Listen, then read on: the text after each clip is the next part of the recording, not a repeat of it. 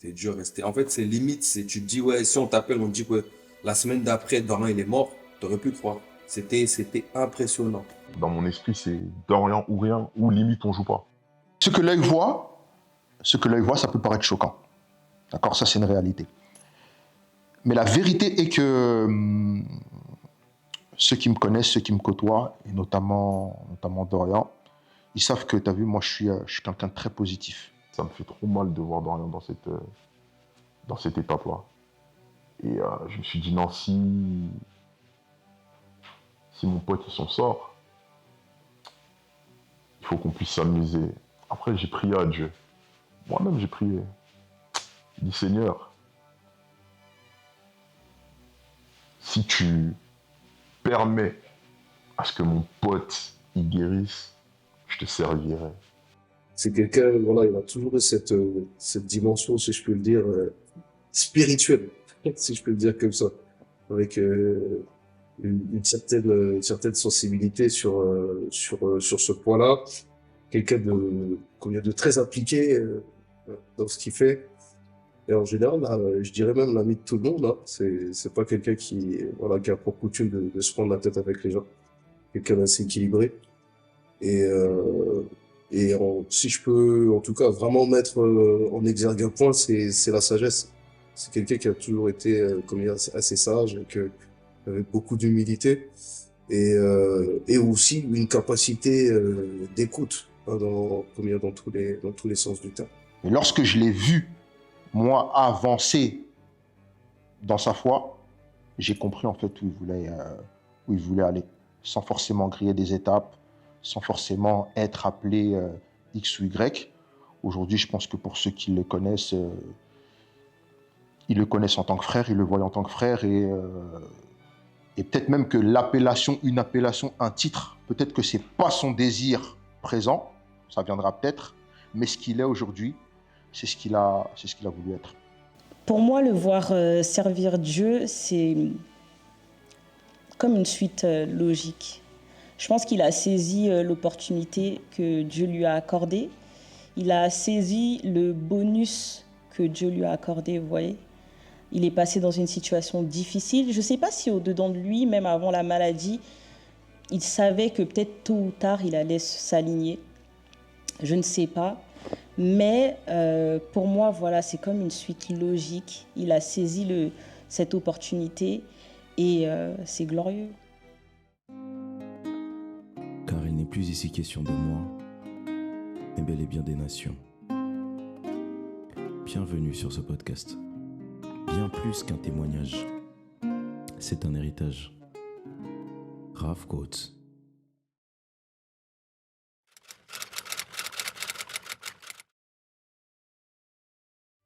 Je n'ai pas connu mon père malheureusement. Il est mort lorsque j'étais bébé. Et c'est un événement qui va conditionner tout le restant de ma vie. C'était vraiment une personne pudique, donc il fallait que nous puissions... fallait mettre un peu mal à l'aise face à certaines situations pour qu'il puisse s'ouvrir. Il avait une relation également à la maison qui était assez particulière, chose qui jouait, on va dire, sur la personne qu'il était. Et quand je parle de cette relation un peu à la maison, c'est qu'il avait une relation compliquée avec son beau-père. Donc une fois qu'il venait avec nous, bah, ça devenait une autre personne. Donc il était bridé par son environnement en fait. Et moi je l'ai découvert justement dans ces moments-là de difficulté. C'est à ce moment-là que je découvre du coup un autre Dorian. Et c'est une personne que j'avais jamais connue à l'époque.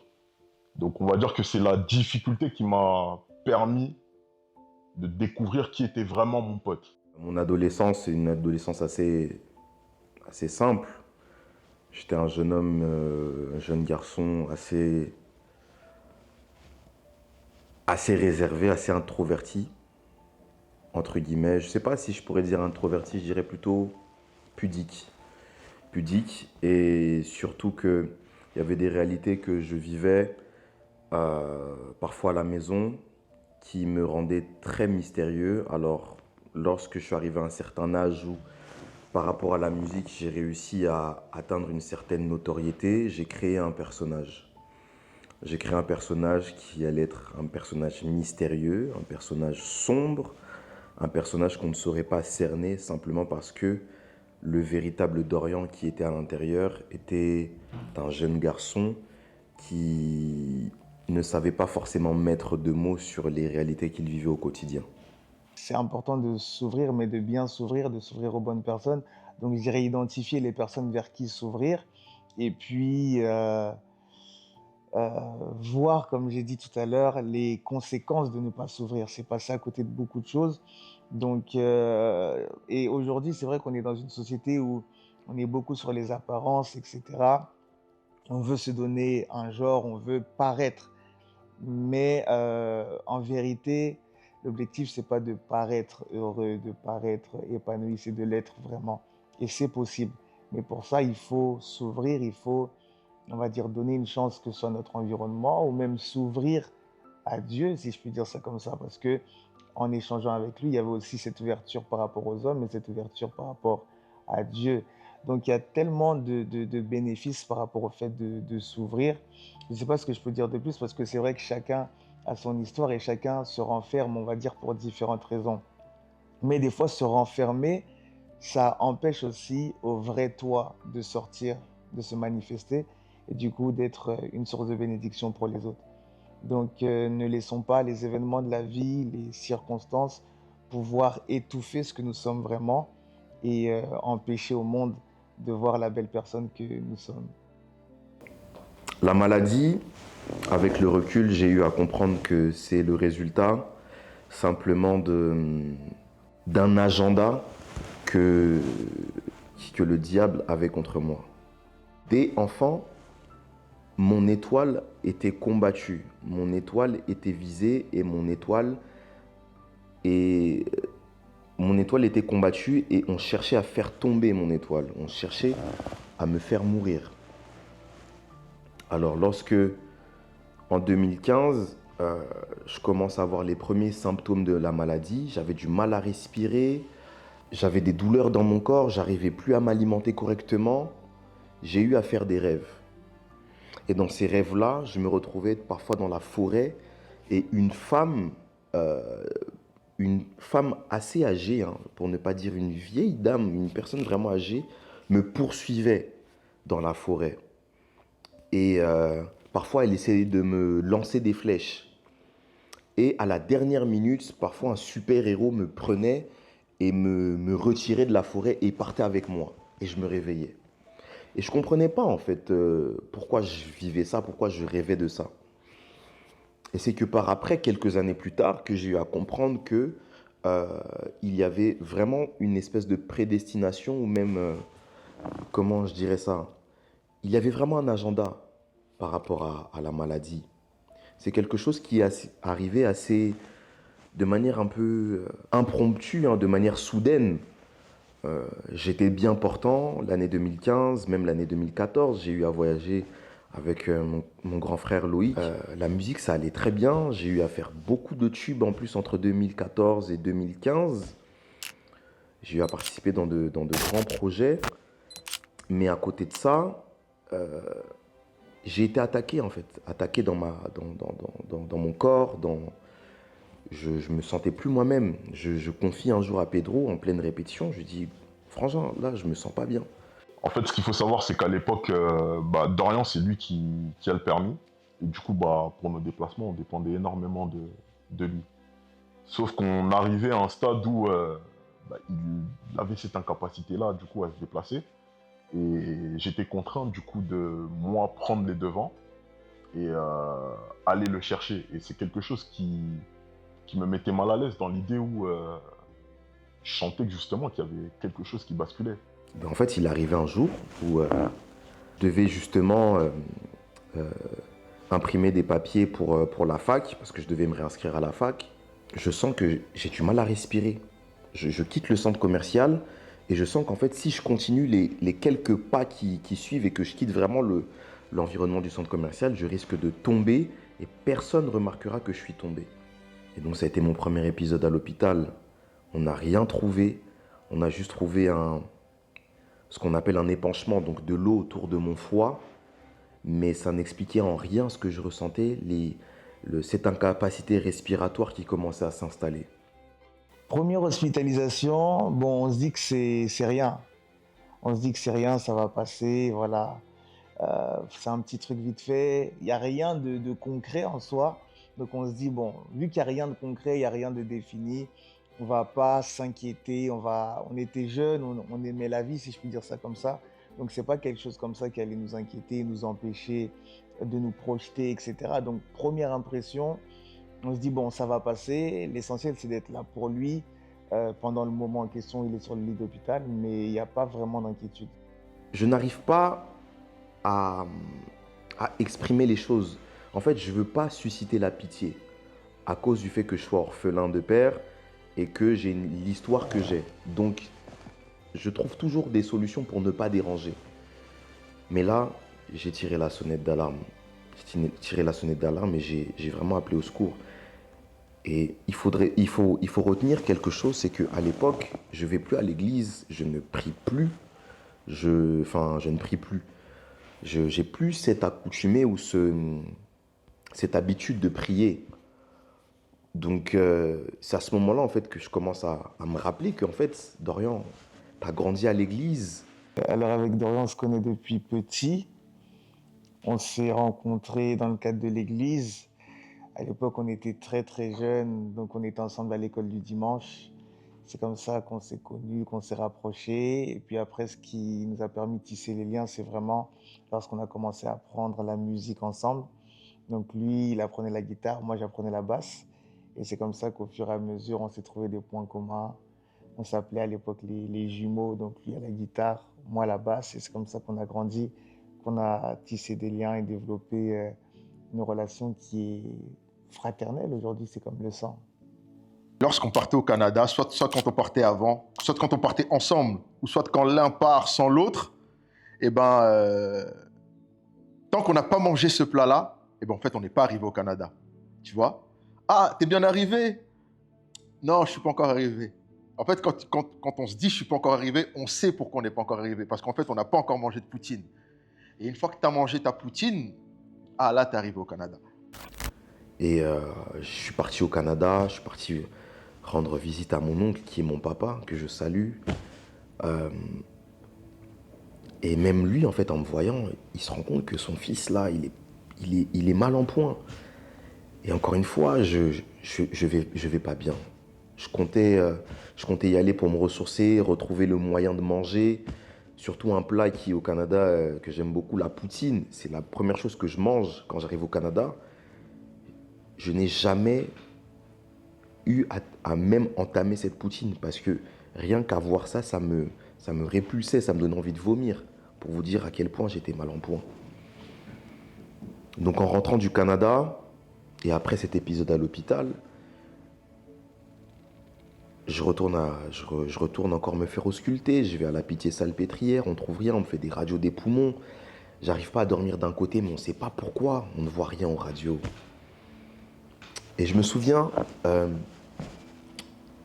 de mon frère, le pasteur Elior. À l'époque, il est malade. Enfin, il est dans une période où il se sent pas bien physiquement et puis je sais pas s'il se posait des questions. Et moi, à l'époque, c'était une époque où vraiment j'avais décidé de, on va dire, donner ma vie ou consacrer, si je puis dire, ma vie à Dieu et beaucoup lire la Bible, beaucoup méditer, etc. Et du coup, pendant que j'étais en train de lire, il y a une pensée en fait qui est venue vers, enfin une pensée qui est venue pour lui. Et c'est quelque chose que j'avais jamais fait. Du coup, j'ai commencé à écrire ce que moi j'avais compris et ce qui pouvait l'aider, ce qui pouvait être une source d'encouragement, de motivation et même de direction pour lui.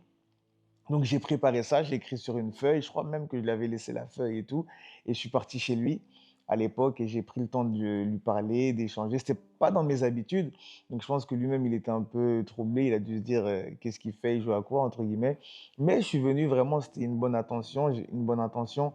J'avais quelque chose dans le cœur en lisant. Des fois, je lisais et en lisant la Bible, je vois que ça me fait penser à une personne. Et là, du coup, en lisant, ça me faisait penser à lui. Donc, je suis parti le voir dans ce sens-là pour lui partager, l'encourager et le positionner. Il faudrait que tu délaisses la vie que tu mènes et que tu puisses venir à lui. Et il a employé un terme assez particulier, c'est délaisse les idoles. Et puis je comprends pas. Je dis, mais je suis pas animiste moi. Enfin, tu vois. C'est vrai que j'ai eu des tendances religieuses entre guillemets ou spirituelles un peu diverses. J'ai même été sympathisant Rastafari à un moment de ma vie. Mais quand il me parle d'idoles, ça me fait pas de sens. Il me dit les idoles, bah, c'est la vie que tu mènes, c'est la vie avec les filles, et toutes ces choses-là, et tout. Faudrait que tu délaisses. Bon, ça me fait du sens, mais je vois pas en quoi ça va me soulager, ça va me guérir dans l'absolu, là. Moi, j'ai besoin d'être guéri. Et du coup, lorsqu'on se rendait compte qu'il y avait des problèmes de santé, mais qu'il n'y avait pas forcément de clarté par rapport à ce que c'était, ni d'amélioration, ben, on a essayé de trouver des moyens, on va dire, spirituels et de chercher à savoir, en fait, comment l'aider de tous les moyens. Donc, c'est passé par le temps d'exhortation, mais c'est aussi passé par une invitation. À un moment, je l'avais invité, il y avait une conférence, je lui ai dit, viens à la conférence, ça peut te faire du bien. Et ce jour-là, c'est le jour, je le dis sincèrement, c'est le jour où j'ai commencé réellement à me poser des questions sur ma foi et sur le fait peut-être de m'engager dans la foi chrétienne. La prédication, la personne qui prêchait, bah, aujourd'hui c'est mon pasteur, c'est mon papa, c'est mon père spirituel, le révérend docteur Jacques Malouma. Il a prêché sur Apocalypse chapitre 3, sur l'église de Laodicée. L'église de Laodicée, à qui on reproche d'être ni chaude ni froide. Et que, à cause de cette tiédeur-là, le Seigneur l'a vomi.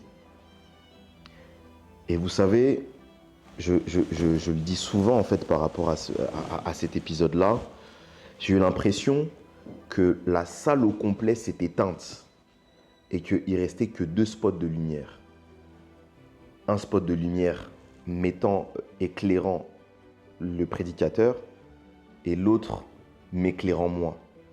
J'ai eu l'impression que la salle s'était vidée et qu'on me parlait à moi. Je n'avais jamais eu cette sensation-là d'être autant concerné par un sermon. Et je crois que c'est ce jour-là, d'ailleurs ce jour-là, je suis allé devant pour qu'on prie pour moi, pour que j'accepte le Seigneur comme Seigneur et Sauveur. Je ne savais pas ce que ça incombait comme engagement, mais je sentais que je devais le faire. Au vu surtout de ma situation également, je voyais en fait qu'il fallait vraiment que je fasse ce pas-là. Bref, malgré ça, j'allais quand même pas bien. Je suis parti voir un spécialiste. Ce spécialiste, en m'auscultant, il se rend compte que mon cas, il est assez grave. Il est aggravé. Il fait une lettre d'urgence et il la met dans une enveloppe, il la donne à ma mère et moi et il nous dit « Allez directement aux urgences. En lisant cette lettre, ils vont s'occuper de lui rapidement. » C'est effectivement ce qui s'est passé. On m'a pris en charge sans savoir concrètement ce que j'avais. Je suis retourné au même hôpital, j'ai vu les mêmes médecins, mais ils ne savaient pas ce que j'avais. Alors, il y a eu une suspicion de ce qu'on appelle la tuberculose, parce que j'avais des difficultés à respirer de plus en plus. C'était très compliqué, je ne me nourrissais plus, je n'arrivais plus du tout à manger. Je pouvais faire peut-être 3-4 jours sans manger, parce que 3-4 jours avant, j'avais mangé un repas, et ce repas-là, j'avais l'impression que je ne l'avais toujours pas digéré. Alors, je suis accepté à l'hôpital intercommunal de Créteil un certain 21 novembre 2015.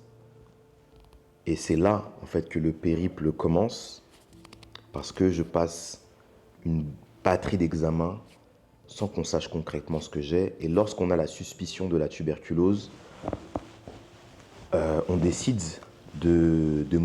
pas de m'opérer, mais de procéder à un examen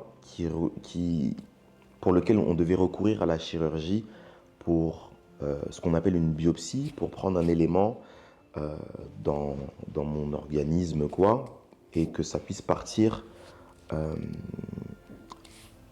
en laboratoire pour une succession d'examens, voilà, pour qu'on puisse vraiment situer si j'ai vraiment la tuberculose.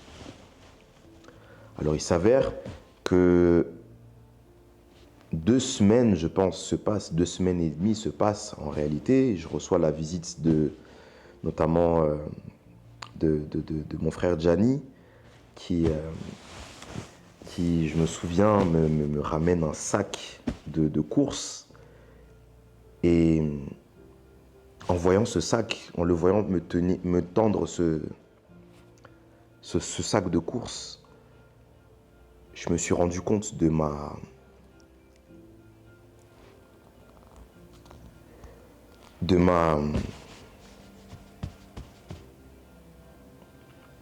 vulnérabilité.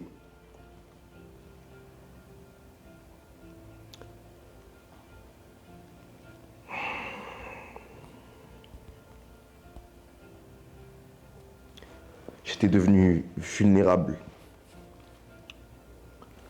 Moi qui me donnais, je me donnais des genres, des genres.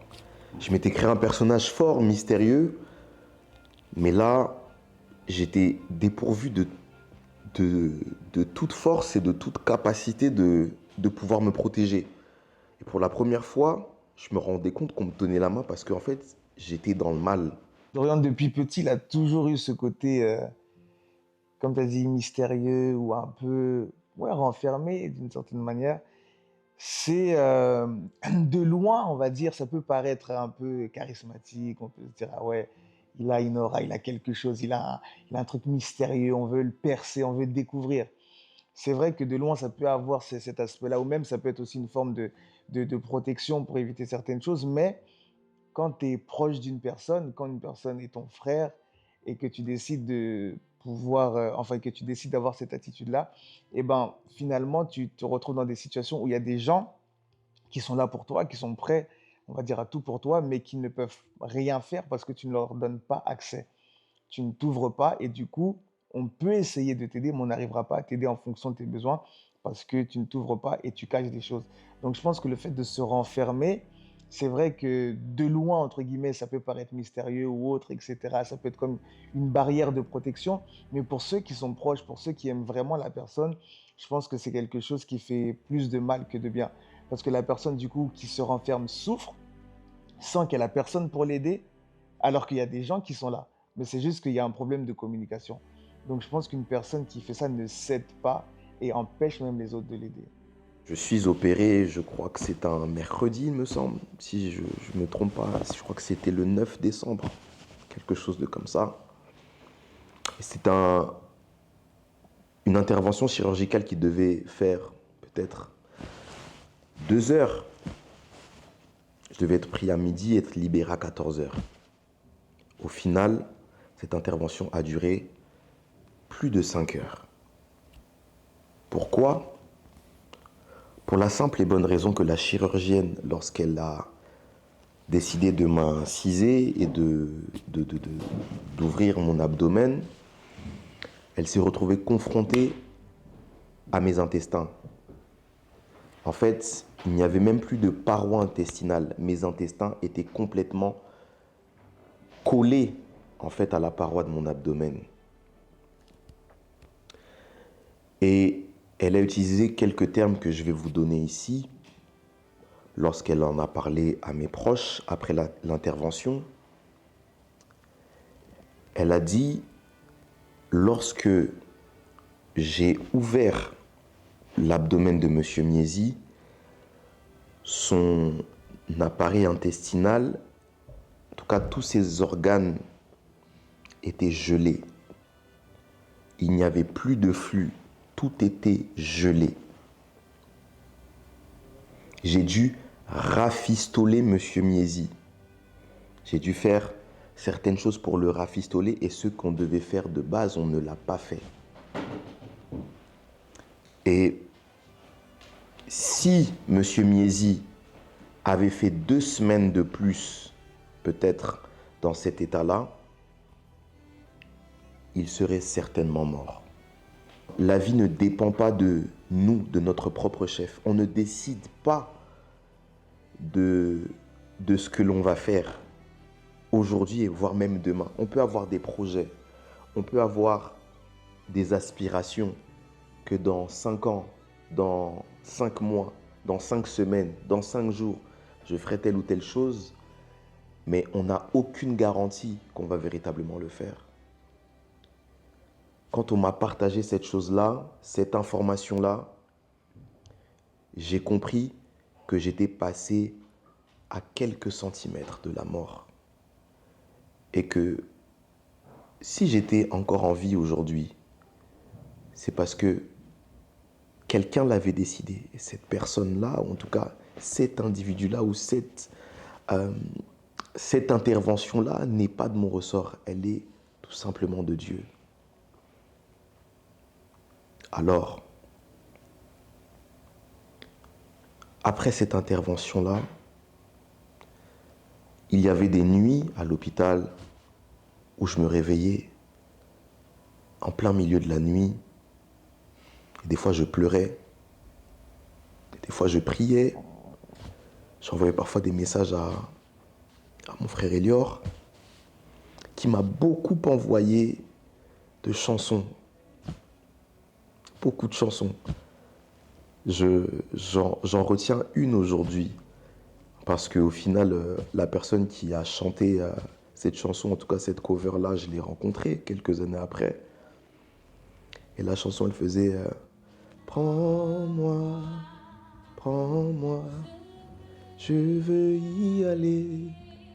Emmène-moi où tu veux, car tu es mon refuge, ô Père.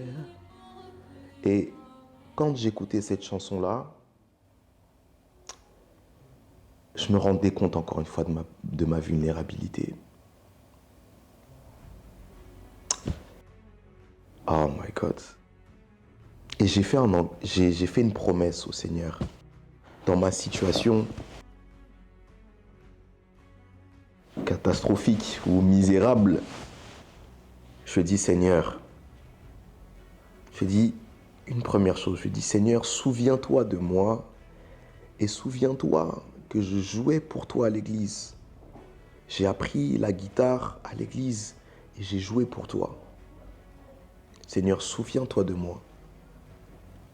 Même si j'ai des travers, je me suis perdu dans le chemin, j'ai fait des choses qui ne t'ont pas plu, mais souviens-toi qu'un jour j'ai joué pour toi, dans ta maison. Souviens-toi de moi. Aie pitié de moi. Et Seigneur, si tu as pitié de moi et que tu me guéris dans ma situation, je te servirai. Je te servirai. Cette séquence, cette année de ma vie, on peut en parler aujourd'hui avec joie, avec rire, avec entre guillemets nostalgie, ou en tout cas par reconnaissance à Dieu.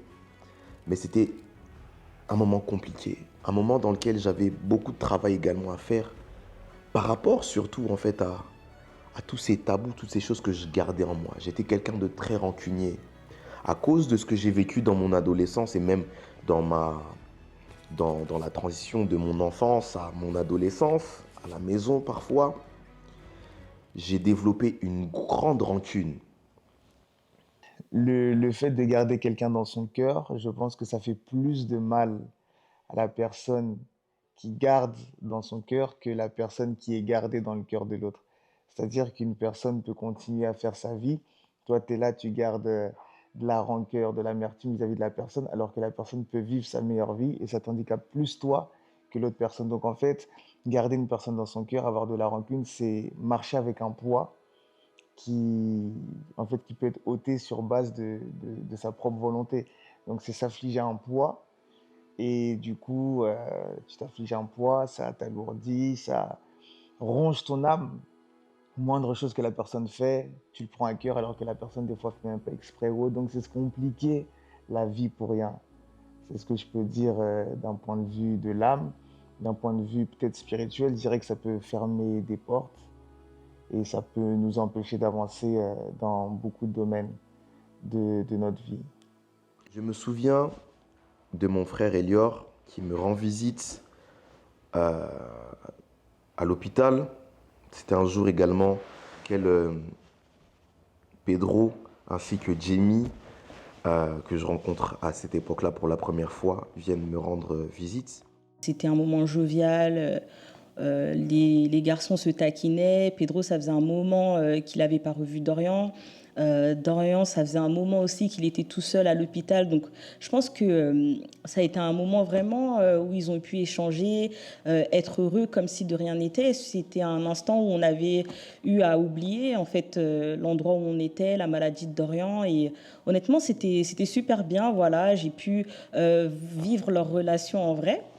À ce moment-là, il y avait également notre ami, le grand saoudien, le pasteur Elior, qui passait par des moments qui lui sont propres. Et ça faisait longtemps qu'on ne l'avait pas vu. Ça faisait déjà un moment qu'on on l'avait pas croisé. Et on vient justement à le croiser lorsqu'on rend visite à Dorian. Et ce qu'il faut savoir, c'est que moi et Dorian, on est hyper taquins. On aime trop vanner. On aime trop vanner. On a une connexion également dans la vanne qui fait que, Elior, il était là. C'était notre cible. J'allais pas vanner... Je vais pas vanner mon épouse, quand même. Mais Elior, ça faisait longtemps qu'on l'avait pas embêté. Ce qu'il faut savoir, c'est que lui, c'est le grand sage. Nous, on est les deux mauvais. Donc, on s'est dit, maladie ou pas maladie, aujourd'hui, on va se le faire. Du coup, on a commencé à taquiner Elior. Ma femme qui était tout le temps là en train de me dire arrêtez, laissez-le. Et on le laisse. Mais à ce moment-là, franchement, je suis totalement dans l'inconnu par rapport à ce qui va se passer par la suite. Et j'avais tout de suite fait attention à lui et attention à ce qu'il regardait. Et j'avais vu qu'il regardait une prédication du pasteur Marcelo. Et il chantonnait un peu comme ça. Donc, tout de suite, j'ai compris qu'il se mettait dans une attitude de prière. Il y a comme cette conscience que, en vrai, là, il est sur un lit d'hôpital. On rigole, c'est bien, mais il ne faut pas que cette ambiance de rire, etc., nous fasse oublier la réalité qu'il est entre la vie et la mort. Et ce ne sont pas les rires qui vont l'aider à sortir de l'hôpital. Et il n'y a pas de solution, les médecins n'identifient rien. On vient, on rigole, c'est bien, mais après on sort, on nous dit oui, il est l'heure, vous devez sortir, et lui, il est seul. Donc du coup, à l'époque, et surtout dans la saison dans laquelle j'étais, je me dis que on doit tout essayer. Et moi, dans la saison dans laquelle j'étais, c'est vrai que c'était une saison de prière, de lecture, etc. Et cette conscience-là, en fait, par rapport à son état, a commencé à monter, on va dire, dans mon cœur. Et quand les garçons se sont rendus compte qu'Elior chantonnait un peu et faisait le chrétien, alors là, il s'est enchaîné une session de vannes. Je vous assure, elle a dû durer au moins 45 minutes. En fait, en mettant mes écouteurs, c'est l'occasion pour eux de pouvoir renchérir sur les moqueries, les taquineries, etc. Ah, il y a quoi dans tes oreilles? Qu'est-ce que tu écoutes? Écoute frère Patrice, etc. Bon, des petites phrases, des petites phrases comme ça pour taquiner. Mais là, j'étais plus dans ce... J'avais changé, on va dire, de fréquence. J'étais plus là pour rire, entre guillemets. Parce qu'il y avait vraiment cette conscience-là que, mine de rien, on rigole, mais si on ne trouve pas de solution, on va rire, et un jour, on va pleurer, en fait. C'était ça. Donc, je mets ce truc et je mets ces cantiques. Et plus je mets ces cantiques, et plus, en fait, le mood s'amplifie. Et du coup, comme je ne sais pas vraiment quoi faire et que ça s'amplifie, je commence, en fait, à prier. Je commence à prier, mais je crois que je commence à prier dans mon cœur, où je commence... Vraiment, il y a vraiment ce truc où c'est comme si je me coupe de tout ce qui est en train de se faire et je commence à prier, rentrer en moi-même, etc. et avoir vraiment la conscience de ce qui se passe. Et d'un coup, comme ça, je me lève. Le pasteur Elior me dit « Donne-moi ta main ». Et lorsque je saisis sa main, j'ai l'impression qu'un courant traverse mon bras et me pénètre jusqu'au plus profond de mon être. J'ai vécu une atmosphère que je n'avais jamais eu à vivre auparavant. Et comment vous dire qu'à ce moment-là, j'ai eu l'impression d'être dans un autre endroit. Sincèrement, même physiquement, j'avais l'impression d'être dans un autre endroit. Et j'ai pleuré toutes les larmes de mon corps ce jour-là. Je vois que le pasteur Elior, il prie, il commence à verser des larmes. Je vois également que Dorian également, il est pris par cet élan de prière. Et mon épouse également est prise par cet élan de prière. Moi-même, je suis pris par cet élan de prière. Moi qui étais là en train de me moquer du pasteur Elior, moi qui est en train de le vanner.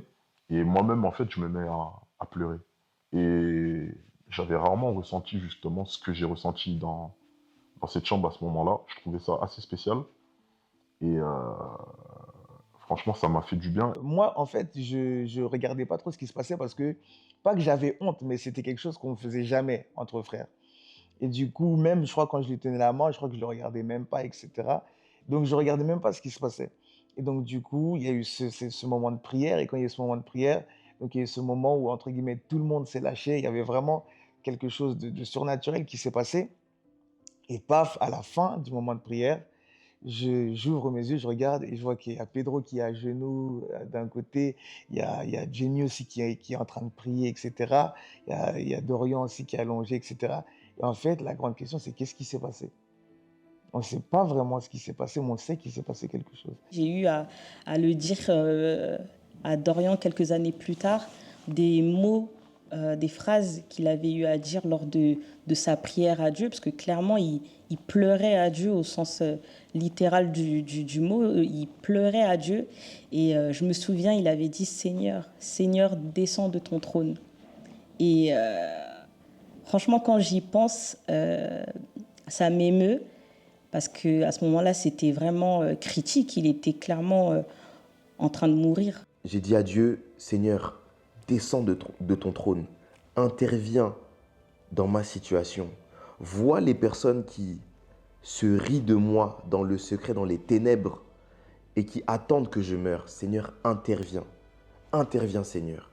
J'ai pleuré toutes les larmes de mon corps et quand j'ai ouvert les yeux, tout le monde pleurait. Tout le monde pleurait. C'était un moment fort de manière spirituelle, mais surtout en émotion. C'était très fort. Donc je lui ai dit, voilà, écoute, il faut que tu puisses pardonner, il faut que tu puisses libérer ton cœur, etc. Et si tu fais ça, je ne sais plus si je lui avais donné d'autres instructions, mais je sais que ça, c'était l'une des choses majeures. Si tu te rapproches de Dieu, si tu libères ton cœur par rapport à toute la rancune et tout ce que tu as emmagasiné, si tu fais ces deux choses, tu sortiras de l'hôpital et tu sortiras bien avant les pronostics des médecins. Le pasteur Elior me dira, tu vois, les tuyaux qui sortent de toi, parce que aujourd'hui j'en ai encore les cicatrices. J'avais 3 tuyaux qui sortaient de mon abdomen, qui me purgeaient ou me purifiaient de toute forme d'agents qui me rendaient malade. Enfin, je ne sais même pas comment l'expliquer, mais en tout cas c'était tout mon appareil intestinal qui était purgé à ce moment-là. Et le pasteur Elior m'a dit, tu vois, de la même manière que ces tuyaux sont en train d'acheminer toutes ces impuretés qui sortent de ton corps, le Seigneur est en train de faire la même chose de manière spirituelle. Ce qui se passe physiquement, c'est ce qui se passe également spirituellement. Et sa maman également a eu à faire un rêve à cette même époque dans lequel elle me voyait avec beaucoup de pierres, des grosses pierres dans le cœur. Et lorsqu'il m'a partagé cette pensée,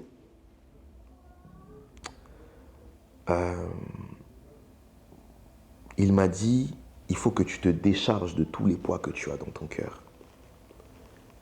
Et effectivement, j'ai eu à beaucoup libérer les gens que j'avais dans mon cœur. Notamment certaines personnes pour lesquelles j'estimais qu'ils m'avaient fait pas mal de mal. Ils m'avaient beaucoup blessé par leurs mots, par leurs actes, par leurs actions. J'ai eu à faire ce travail-là. Et c'est quand j'ai eu à faire ce travail-là que les pronostics des médecins ont également changé. Ça m'a fait bizarre parce que mon pote, le pasteur Elior, ça faisait longtemps qu'on ne l'avait pas vu. Dorian, ça faisait quelques temps également que je ne l'ai pas vu. on se retrouve dans cette chambre pour un moment de visite. Et c'est un moment de prière en réalité qui a été la clé justement de cette union-là à ce moment-là. Et je me suis dit, Seigneur, c'est incroyable quand même. Comment ça se fait que mes potes, les personnes que tu m'as données comme frères, à la base c'est la musique qui nous a réunis, mais là on est dans une chambre, on est venu visiter notre frère qui est malade et on se retrouve à prier pour notre frère. Et ça a été bouleversant, mais surtout c'est quelque chose qui m'a confirmé, on va dire, ce que je pensais de ces mecs-là en fait. C'est qu'à ce moment-là, je me suis dit, ah non, ça c'est mes frères. Dites-vous qu'on est en décembre 2015 et qu'on pronostiquait ma sortie d'hôpital qu'en mars 2016. Mais j'ai refusé cela. J'ai refusé ça et j'ai dit à l'infirmière qui m'a dit ça, détrompez-vous, je vais sortir à la fin de l'année. Avant la fin de l'année, je serai sorti. Elle m'a dit, oh, monsieur Miesi, bah écoutez, d'accord, hein, mais en tout cas, les médecins, de ce que les médecins disent, ce sera certainement pas avant mars 2016. Et j'ai dit non, madame, détrompez-vous, je serai sorti avant. Et la l'aide-soignante qui avait eu à entendre cet échange-là, elle m'a dit, vous êtes chrétien? J'ai dit oui, je suis chrétien. Elle me dit, vous avez la foi? Je dis oui. Elle dit, ah, ça se voit, mais il faut avoir la foi. J'ai dit oui, vous inquiétez pas, je vais sortir. Et effectivement, je suis sorti le 29 décembre 2015, soit 20 jours après mon intervention chirurgicale, parce qu'en fait, j'avais bien cicatrisé,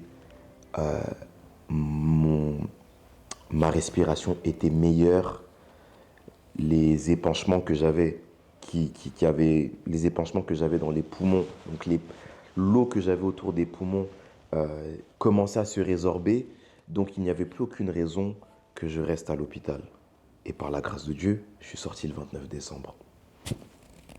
Alors moi, la manière dont j'ai appris la maladie de Dorian, c'était par le biais du coup de ma sœur Jamie, en sortant de son expérimentation à l'hôpital. Le lendemain ou le surlendemain, en fait, elle m'a appelée pour me raconter. Elle me dit, tu sais Merveille, il y a un ami à Pedro qui est malade, qu'on est parti visiter à l'hôpital, et il est vraiment dans un cas critique. Elle me dit, j'ai jamais vu une personne aussi amaigrie et aussi malade. Donc en gros, voilà, donc elle m'explique un petit peu la relation que Dorian a avec Pedro. Et donc elle me dit un petit peu voilà, de quoi il souffre. Et par la suite, elle m'explique qu'ils ont eu un temps de prière, etc. Et que c'était vraiment très, très difficile, et pour Dorian, et pour Pedro et le pasteur Elior également. C'était un moment très difficile pour eux. Donc moi, c'est vrai que quand elle me raconte ça, moi, je me projette déjà à mes études d'infirmière. Donc disons que je suis un petit peu conditionnée par le biais de mes stages, etc., à voir des personnes malades. Donc, je ne me rends pas forcément compte de la gravité de la situation. Donc, pour moi, voilà, elle a été choquée. Je sais que ma sœur, elle n'aime pas voir les personnes malades, etc. Mais moi, je dis, écoute, ça fait partie de la vie. Prions qu'il aille mieux.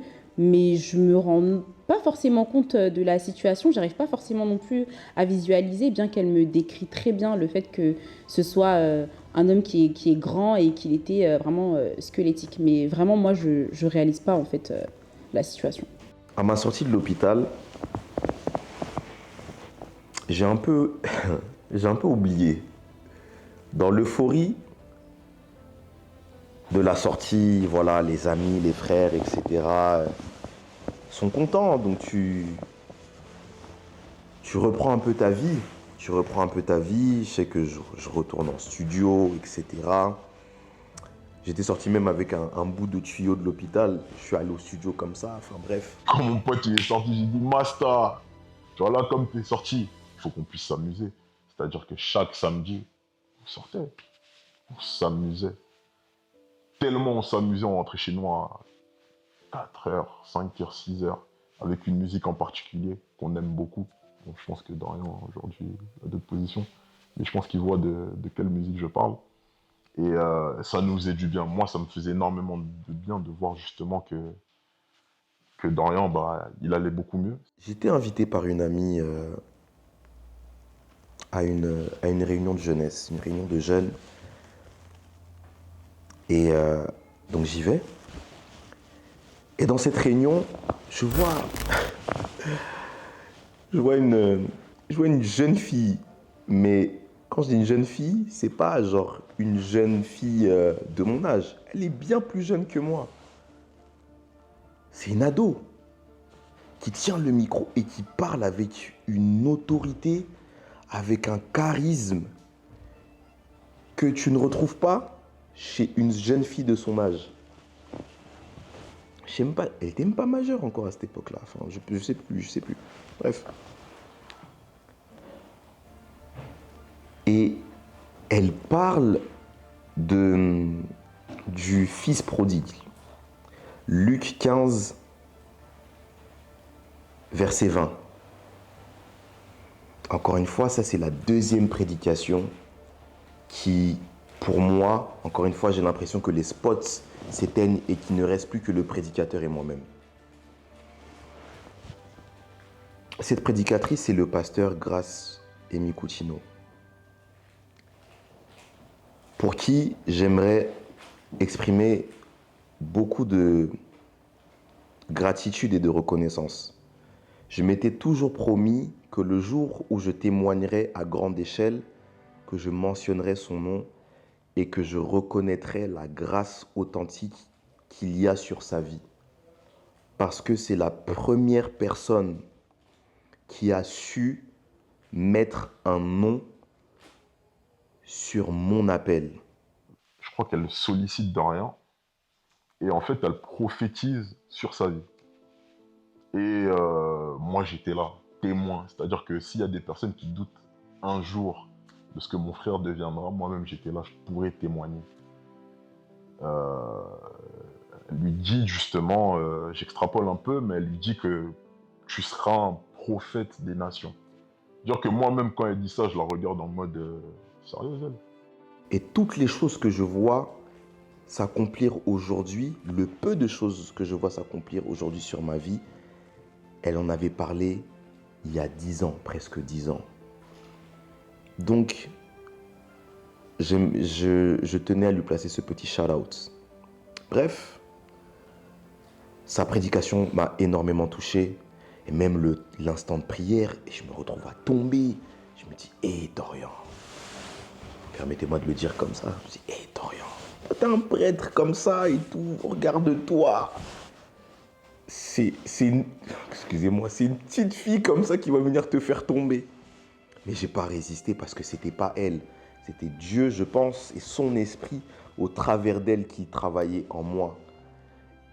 Et dès lors, ma vie a été conditionnée dans une certaine direction.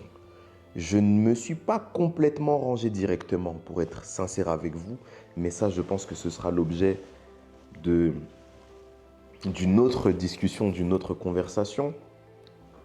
Mais j'avais décidé de ranger ma vie et de retourner à l'église. Par la grâce de Dieu, Dieu merci, Dieu fait bien les choses.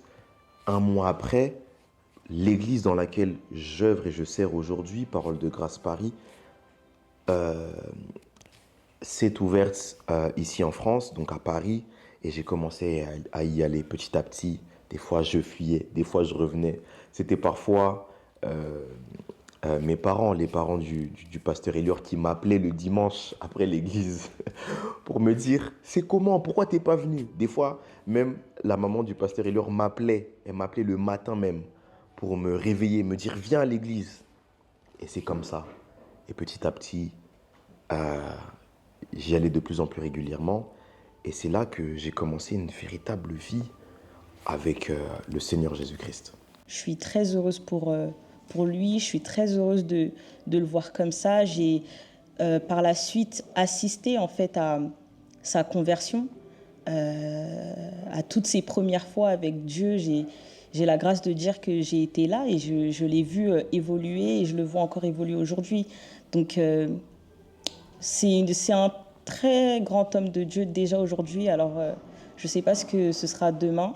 Et comme j'ai pu le dire au départ, sa foi en Dieu a pu me servir dans les moments difficiles de ma vie. Donc c'est une grâce et je suis reconnaissante pour ça. Le fait de le voir, entre guillemets, me suivre, c'est, on va dire, une source de joie pour moi parce que je sais que ce que j'ai trouvé, il va aussi le trouver euh, en marchant dans cette voie-là, en suivant le Seigneur, etc. Donc, c'est vraiment ça. C'est au-delà de l'effet, moi je fais, lui il fait. C'est parce que je sais, entre guillemets, les bénéfices que ça peut avoir, comment est-ce que ça peut changer une personne, comment est-ce que ça peut changer la trajectoire de la vie d'une personne, comment est-ce que ça peut repositionner une personne. Et en fait, c'est quelqu'un de bien déjà, de par sa nature. Donc, c'est quelqu'un qui mérite aussi de bien vivre, d'être heureux, d'être épanoui, d'être accompli. Et je sais que ce chemin-là, c'est le chemin, le meilleur accès pour y accéder. Donc le fait qu'il soit là, c'est une source de joie pour moi. Je suis content pour lui et de voir aussi ce qu'il devient. Donc c'est une fierté. Et puis on continue d'être là, de marcher ensemble, de s'entraider, de se conseiller, etc. Ah, pour toi, mon frère que j'aime beaucoup, tu sais que je t'aime comme un frère. Je dis toujours que tu es ce frère qu'on m'a pas donné, mais on me l'a donné en réalité. Je t'aime énormément, Dorian, tu le sais plus que tout. Tu es vraiment mon frère, vraiment mon frère. Tu vois, il y a frère et frère, mais toi, tu es vraiment mon frère. En tout cas, je te souhaite une longue vie. Tu viens de loin, tu sais qu'on vient de très très très loin. Ça a été une étape très difficile. Je me souviens d'un témoignage que tu as eu à avoir à l'église, le 31. J'en ai pleuré. Pour vous dire tellement c'était lourd. En général, les gens ils pensent que je suis un méchant, mais non, j'ai un cœur d'ange. C'était tellement voilà, lourd que j'en ai pleuré. Ça... En fait, c'était, on va dire, tous ces questionnements-là, tous ces soucis-là, et également la peur que tu puisses nous quitter.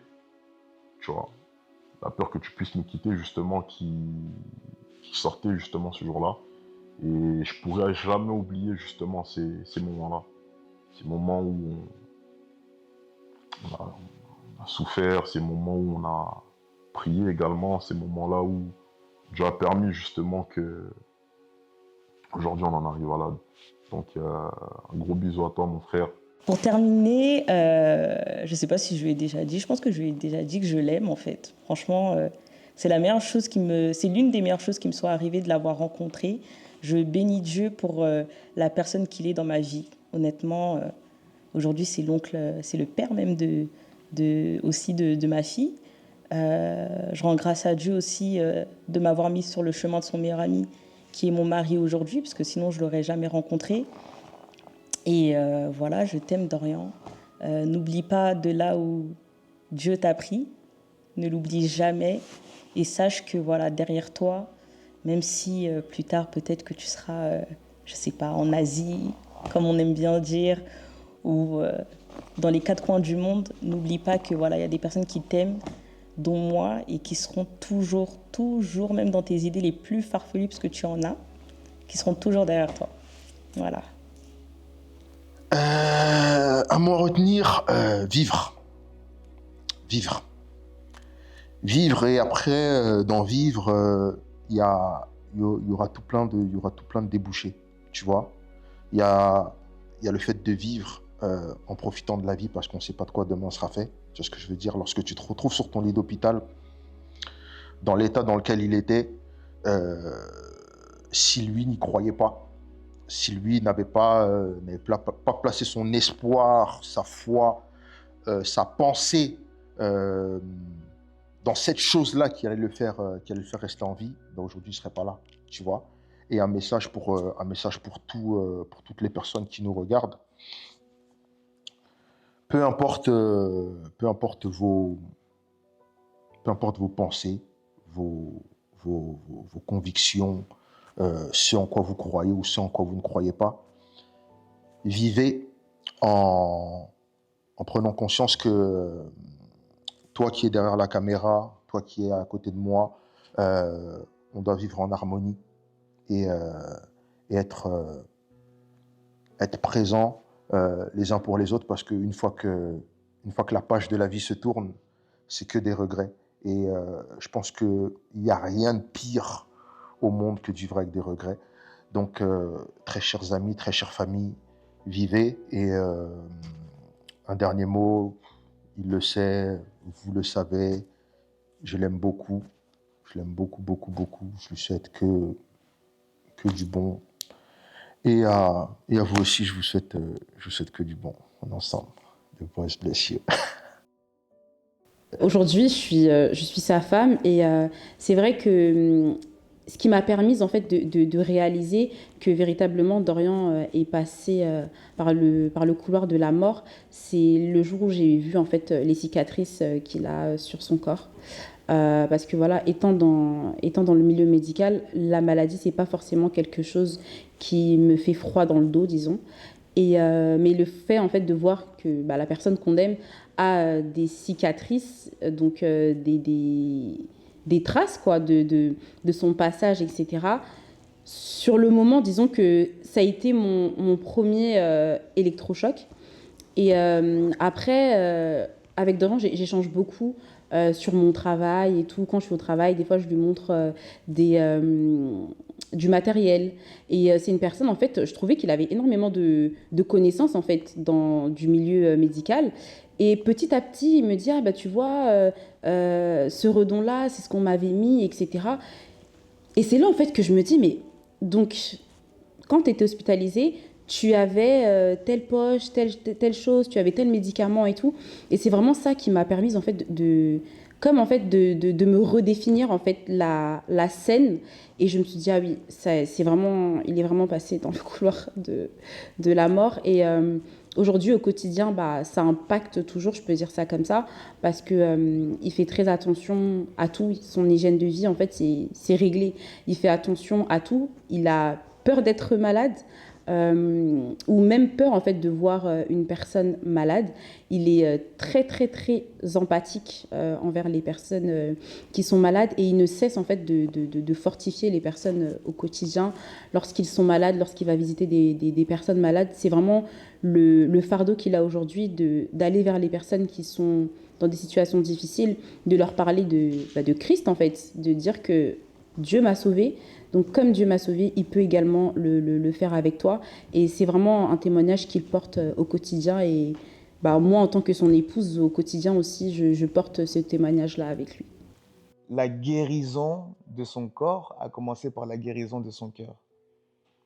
Donc, il y a beaucoup de choses qu'on vit aujourd'hui, que ce soit personnellement dans nos familles, etc., qui sont en fait le résultat de l'état de notre cœur. Cœur en bonne santé, vie en bonne santé, si je puis dire, que ce soit physiquement, que ce soit socialement, etc. Il y a beaucoup de choses qui viennent du cœur. Et même la Bible le dit, garde ton cœur plus que toute autre chose, car de là viennent les sources de la vie. Donc, une leçon, une pensée, c'est déjà l'état du cœur définit l'état de beaucoup d'autres choses dans la vie. Et ensuite, autre chose, apprenez à vous entourer de bonnes personnes qui vous aiment pour qui vous êtes. Okay. Apprenez à vous entourer de bonnes personnes qui vous aiment pour qui vous êtes. Et voilà, je pense que ce sont les deux grandes pensées. Peut-être une troisième, si peut-être vous regardez la vidéo, vous êtes dans une phase où vous vous posez des questions sur votre vie, sur votre identité, vous vous cherchez encore, etc. Vous pouvez aussi essayer le chemin que j'ai pris, que Dorian a pris, que d'autres aussi ont pris. Et je pense que ça peut vous apporter un plus. Alors, un conseil à donner, ce que je peux dire, c'est que Dieu est maître de tout et Dieu est souverain. Aujourd'hui, on parle de la maladie de Dorian, mais étant moi-même plus petite, j'ai eu exactement la même maladie que Dorian. Et j'ai eu également mon pronostic vital qui a été engagé. J'étais petite, j'étais enfant. Et me dire que je suis mariée avec une personne qui a eu la même maladie que moi et qui a eu également son pronostic vital d'engagé, je me dis que le Seigneur ne fait rien au hasard. Et c'est aujourd'hui ce qui nous permet de pouvoir en fait porter l'appel de Dieu dans notre vie et de pouvoir parler de quelque chose qu'on connaît. Lorsqu'on parle de la maladie, de la souffrance, Dorian et moi, on sait de quoi on parle et on sait de quoi le Seigneur nous a tirés. Donc si je peux vraiment fortifier une personne, sachez que Dieu est maître de toutes choses. Tout ce qui peut nous arriver dans la vie, que ce soit bon ou mauvais, remercions le Seigneur parce qu'il sait comment il tire sa gloire dans toutes ces choses. Sachez que lorsque vous avez une étoile, je crois que chacun est muni d'une lumière, mais vous comprendrez que il y a des étoiles qui brillent de manière plus intense que d'autres. Prenez conscience que lorsque vous avez des combats réguliers dans votre vie, sachez que votre vie, ou en tout cas votre destinée, a une grande portée. Et les décisions que vous prenez aujourd'hui auront une influence et une conséquence directe sur ce qui va arriver demain. Ne vous considérez pas trop sale, pas trop impur, pas assez digne pour pouvoir venir au Seigneur. C'est le Seigneur qui fait le travail, c'est le Seigneur qui fait l'œuvre et il prend les gens tels qu'ils sont. Venez comme vous êtes, venez à lui comme vous êtes, avec vos imperfections, avec votre état, quel que soit l'état, quelle que soit la situation de famille que tu as vécue, quelles que soient les maltraitances que tu as vécues, quel que soit le rejet que tu as vécu, quels que soient les moqueries que tu as vécues, dans n'importe quel contexte qui soit, viens au Seigneur tel que tu es.